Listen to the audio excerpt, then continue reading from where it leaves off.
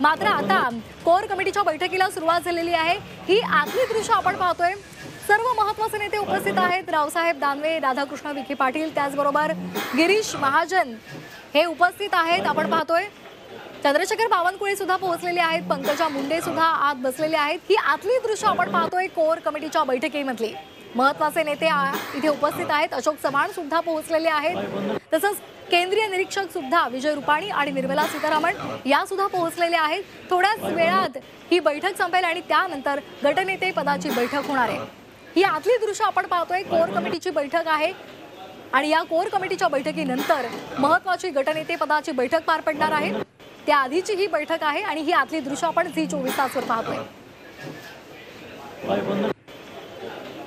सुधीर मुनगंटीवार, गिरीश महाजन, पंकजा मुंडे, अशोक चव्हाण, रावसाहेब दानवे, राधाकृष्ण विखे पाटील आणि यासह इतर महत्त्वाचे नेते या कोर कमिटीच्या बैठकीमध्ये उपस्थित आहेत। देवेंद्र फडणवीस, चंद्रशेखर बावनकुळे आणि केंद्रीय निरीक्षक विजय रुपाणी आणि निर्मला सीतारामन सुद्धा बसलेले आहेत। थोड्याच वेळात कोर कमिटीची ही बैठक संपेल आणि त्यानंतर गटनेते पदाची बैठक होणार आहे आणि या बैठकीमध्ये गटनेत्या निवडीची घोषणा केली जाणार आहे। देवेंद्र फडणवीसच गटनेते असतील आणि मुख्यमंत्री असतील आणि त्या संदर्भातली अधिकृत घोषणा ही होणार आहे आणि या अधिकृत घोषणेकडे सर्वांचंच अवघ्या महाराष्ट्राचं लक्ष लागलेलं आहे। दरम्यान एकीकडे कोर कमिटीची बैठक पार पडते, त्या संदर्भातली ही आतली दृश्य आपण पाहतोय, तर दुसरीकडे राज्यामध्ये सुद्धा आपण ठिकठिकाणी देवेंद्र फडणवीस मुख्यमंत्री असे बॅनर सुद्धा झळकलेले पाहतोय। मुंबईमध्ये अनेक ठिकाणी झेंडे भाजपचे लावलेले आहेत। रस्त्याच्या दुतर्फा हे झेंडे आपल्याला पाहायला मिळत आहेत। उद्या सत्ता स्थापन होणार आहे। महायुतीचा शपथविधी सोहळा पार पडणार आहे आझाद मैदानावर आणि त्यामुळे तिथे सुद्धा जय्यत तयारी केली जाते। अधिक माहिती घेणार आहोत पुन्हा एकदा आमचे प्रतिनिधी ओम देशमुख यांच्याकडून। ओम, आपण पाहतो एकूणच कोर कमिटीची आता बैठक होणार आहे। थोड्याच वेळात ही बैठक संपल्यानंतर गटनेत्या पदाची सुद्धा बैठक पार पडणार आहे। एकूण घडामोडींना वेग आलेला आहे, त्या अधिकची माहिती। कोर कमिटीची जी बैठक आहे त्याला सुरुवात झाली आहे। यामध्ये देवेंद्र फडणवीसांसह दोन्ही पक्षाचे दोन्ही निरीक्षक असतील विजय रुपाणी, निर्मला सीतारामन यासह विनोद तावडे असतील किंवा चंद्रशेखर बावनकुळे यांच्यासह महत्त्वाचे नेते या बैठकीला असतील, अशोक चव्हाण असतील, या सगळ्या नेते पार पडते। या बैठकीनंतर 11च्या सुमारास विविध पक्ष कार्यालयामध्ये भाजपच्या गटनेत्याची निवड त्या निवडीसंदर्भात एक मोठी महत्त्वाची बैठक पार पडेल। भाजपकडून आपल्या गटनेत्यासाठी जे नाव पुढे केलं जाईल त्या नावावरती चर्चा होऊ शकते आणि आमदारांच्या सगळ्यांच्या उपस्थितीमध्ये भाजपकडून आपला जो गटनेता आहे त्याची घोषणा केली जाईल आणि हा गटनेता महाराष्ट्राचा मुख्यमंत्री या सगळ्या संदर्भात नंतर महायुतीचे नेते दुपारी 3 वाजता राज्यपालांची स्थापनेचा दावा करणार आहेत। सध्या विधिमंडळात जर आपण पाहायला गेलं तर भाजपचे सर्व आमदार या ठिकाणी उपस्थित आहेत। त्यांना फेटे बांधले जात आहेत। उत्साहाचं वातावरण आणि आमदारांकडून देवेंद्र फडणवीस यांच्या नावाची जो काही जज आहे त्यांच्या नावाची पुन्हा त्यांच्याकडनं केली झाली आहे। बहुतांश आमदारांचं हेच म्हणणं आहे की आमच्या मनात आणि महाराष्ट्राच्या मनामध्ये देवेंद्र फडणवीस मुख्यमंत्री आहेत, मात्र पक्षाचा जो आदेश असेल तो आम्हाला मान्य असेल अशी देखील भावना काही आमदारांनी बोलवली। पण काही मिनिटांमध्ये महाराष्ट्राचा पुढचा मुख्यमंत्री असतील याबद्दल शिक्कामोर्तब होणार आहे।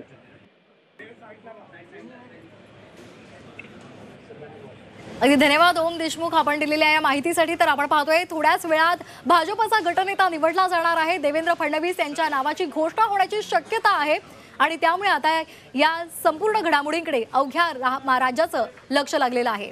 हे दृश्य आपण पाहतोय कोर कमिटीच्या आतली ही दृश्य आहेत।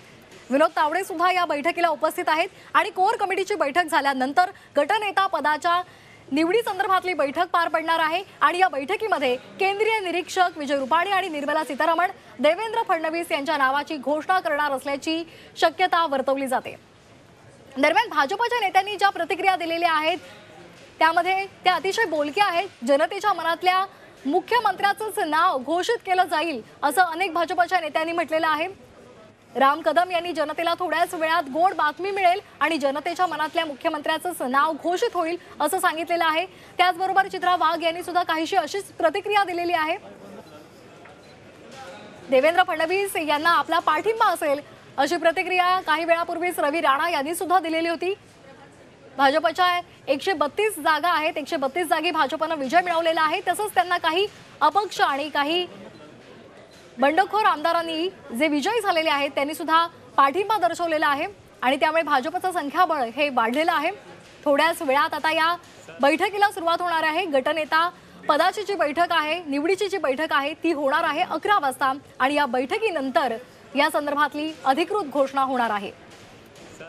निर्मला सीतारामन, विजय रुपाणी या बैठकीला उपस्थित आहेत। कोर कमिटीची ही बैठक सुरू आहे।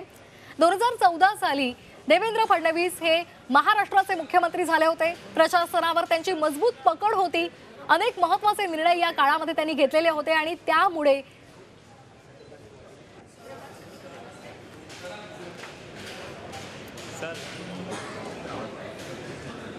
तर या संदर्भात अधिक माहिती घेणार आहोत आमच्या प्रतिनिधी मनश्री पाठक यांच्याकडून। मनश्री, एकीकडे आता कोर कमिटीची बैठक सुरू आहे तर दुसरीकडे 11 वाजता गटनेते पदाची बैठक सुद्धा पार पडणार आहे। एकूणच घडामोडी वेगवान सुरू आहेत। काय अधिकचे अपडेट्स मिळत आहेत? आपण बघतो आहोत आणि थोड्याच वेळात विधिमंडळ पक्षाचा नेता भाजपकडून जाहीर केला जाईल। देवेंद्र फडणवीस यांच्या नावावरती शिक्कामोर्तब होईल असा विश्वास वारंवार भाजपच्या गोटातून व्यक्त केला जातोय। थोड्याच वेळात आपल्याला गोड बातमी मिळेल, वाट बघा असं सुद्धा माध्यमांना सांगितलं जातंय। त्याच्यामुळे सगळा महाराष्ट्रच खरं तर प्रतीक्षेत आहे, कारण विधिमंडळ गटनेतेपदाची निवड भाजपकडून जाहीर होणं हे महाराष्ट्राच्या संपूर्ण राजकारणासाठी अतिशय महत्त्वाचं आहे, कारण बहुप्रतीक्षित अशी निवड आहे। यापूर्वी शिवसेना आणि राष्ट्रवादीने आपापले नेते निवडले, मात्र भाजपनं या नेता निवडीच्या बैठकीला बराच उशीर लावलेला आहे। तुम्हाला थोडंसं थांबवते तर आताही आपण जी दृश्य झी24 तासवर पाहतोय ती आहेत, सर्व आमदार बसलेले आहेत। विधिमंडळ गटनेता निवडला जाणार आहे आणि त्यासाठी हे सर्व आमदार इथे बसलेले आहेत। भाजपचे हे सर्व आमदार आहेत, भगवे फेटे घालून हे सगळे बसलेले आहेत। एकीकडे कोर कमिटीची बैठक सुरू आहे तर दुसरीकडे विधिमंडळ पक्षाच्या बैठकीसाठी हे सर्व आमदार इथे उपस्थित आहेत। भगवे फेटे त्यांनी सर्वांनी बांधलेले आहेत। एकूणच भाजपमध्ये आनंदाचं वातावरण पाहायला मिळतंय। भाजपच्या गोटात सर्वजण आनंदी आहेत। थोड्याच वेळात आता ही कोर कमिटीची बैठक संपेल आणि त्यानंतर गटनेते निवडीसाठीची बैठक सुरू होणार आहे। सध्या कोर कमिटीची बैठक सुरू आहे आणि इथे सुद्धा महत्त्वाचे नेते उपस्थित आहेत। पंकजा मुंडे आहेत, विनोद तावडे आहेत, चंद्रशेखर बावनकुळे, रावसाहेब दानवे, चंद्रकांत पाटील आणि त्याचबरोबर केंद्रीय निरीक्षक विजय रुपाणी आणि निर्मला सीतारामन सुद्धा या कोर कमिटीच्या बैठकीमध्ये सध्या उपस्थित आहेत। कोर कमिटीची बैठक संपली की त्यानंतर गटनेते पदाची निवड त्या संदर्भातली बैठक पार पडणार आहे आणि ही दोन दृश्य आपण पाहतोय। भगवे फेटे घालून हे सर्व आमदार इथे बसलेले आहेत। एकूणच आनंदी वातावरण आहे, मात्र सर्व राज्याला आणि सर्वांना प्रतीक्षा आहे ते म्हणजे गटनेतेपदी कुणाची निवड होणार याची। अधिक माहिती घ्यायला जाणार आहोत आमच्या प्रतिनिधी मनश्री पाठक यांच्याकडे। मनश्री, का अधिकची माहिती सध्या मिळते? ही दृश्य पुरेशी बोलकी आहेत। आपल्याला बघायला मिळतंय की कोर कमिटीची बैठक आणि बाजूला सेंट्रल हॉलमध्ये बसलेले हे सगळे भाजपचे आमदार जे भगवे फेटे घालून बसलेले आहेत। त्याच्यामुळे एकंदरीत जल्लोषाची तयारी ही आतापासून सुरू केलेली आहे असं आपल्याला बघायला मिळतंय। निवडणुकीच्या निकालानंतर ज्या पद्धतीचा जल्लोष भाजपच्या गोटामध्ये महायुतीमध्ये बघायला मिळाला होता, कदाचित त्याहीपेक्षा मोठा जल्लोष हा शपथविधीच्या दिवशी बघायला मिळेल आणि त्याची तयारी, त्याची झलकच आजपासूनच आपल्याला बघायला मिळू शकते। ज्या क्षणाला विधिमंडळ पक्षाच्या नेतेपदाची होईल त्यानंतर कदाचित या जल्लोषाला मोठ्या प्रमाणात सुरुवात होईल असं म्हणायलाही हरकत नाहीये। भगवे फेटे घालून भाजप आमदार हे सेंट्रल हॉलमध्ये दाखल झालेले आहेत आणि वाट बघतायत की ही विधिमंडळ पक्षाच्या नेतेपदाची बैठक सुरू होण्याची। कोर कमिटीची बैठक, त्यामध्ये निर्मला उपस्थित आहे, निर्माणी उपस्थित आहेत, मार्गदर्शन केलं जात आहे आणि फार मोठी प्रक्रिया नाहीये, कारण नेता निवडीची प्रक्रिया जर पक्षशिस्तीचा अवलंब केला तर ती फारशी काही कठीण ठरणारी नाहीये भाजपसाठी। त्याच्यामुळे तातडीने ही नेता निवड प्रक्रिया संपन्न होऊन दुपारच्या वेळेमध्ये साधारणतः 2 ते 3 वाजेपर्यंत सत्ता स्थापनेचा दावा करण्यासाठी महायुतीचे तिन्ही प्रमुख नेते हे कदाचित राजभवनावर जाऊ शकतील, राज्यपालांच्या भेटीसाठी जाऊ शकतील। मात्र ही दृश्य सध्या विधानभवनातून, थेट विधानभवनाच्या सेंट्रल हॉल मधनं आपण बघतो आहोत की ज्या ठिकाणी भाजपचे सगळे आमदार अतिशय समान पद्धतीने एकसारखे भगवे फेटे घालून बसलेले आहेत। शपथविधीच्या कार्यक्रमासाठी सुद्धा अशाच प्रकारचं दृश्य आपल्याला बघायला मिळेल। एक की तो सेफ आहे हा नारा निवडणुकीसाठी प्रचाराकरता देण्यात आलेला होता महायुतीकडून, विशेषतः भाजपकडून।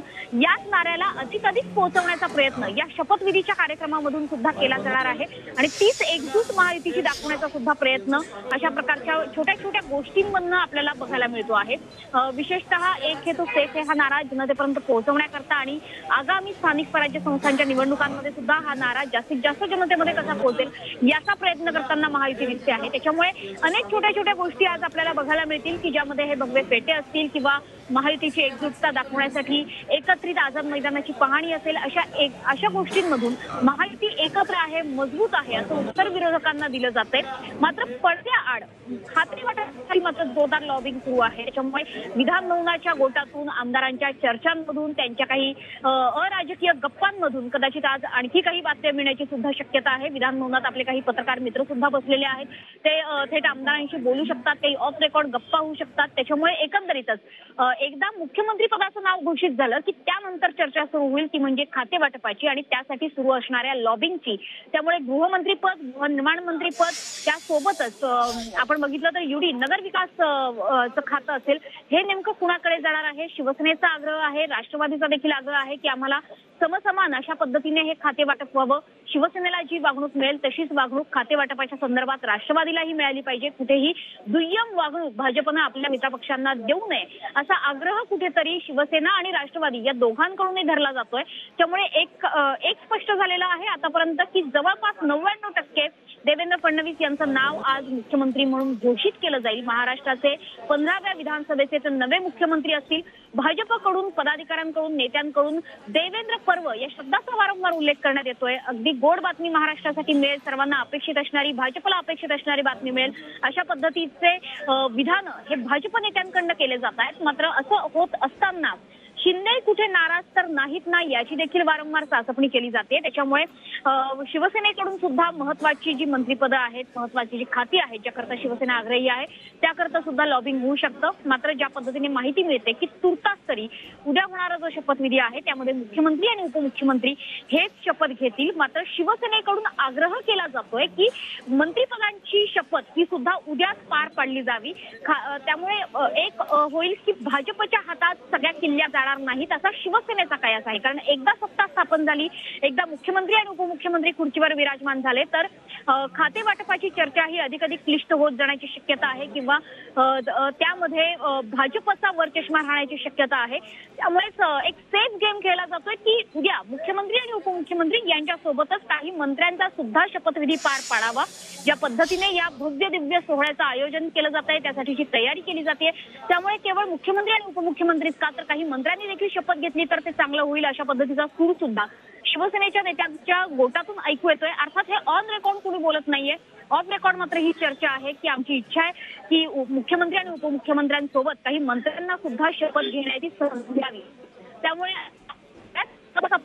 म्हणजे उद्या केवळ मुख्यमंत्री त्यांच्यासोबत आणखी हे बनेल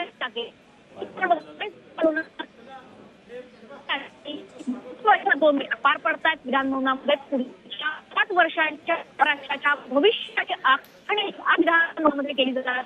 कारण भाजपचा गट आज निवडला जातोय आणि जो गटनेता असेल तोच मुख्यमंत्री असेल अशा सूत्र राजकीय गोटातून चर्चेलं जातंय. त्याच्यामुळे सत्तेच्या थेट किल्ल्या या भाजपच्या पर्यायाने देवेंद्र फडणवीसांच्या हातात जात आहेत का आणि भाजपच्या गोटातून जे सांगितलं जातंय, त्यांच्या पदाधिकाऱ्यांकडून जे सांगितलं जातंय त्या पद्धतीने पुढचं 5 वर्ष हे महाराष्ट्रात देवेंद्र पर्व उजाडणार आहे का याचं उत्तर अवघ्या काही मिनिटांमध्ये आपल्याला मिळणार आहे.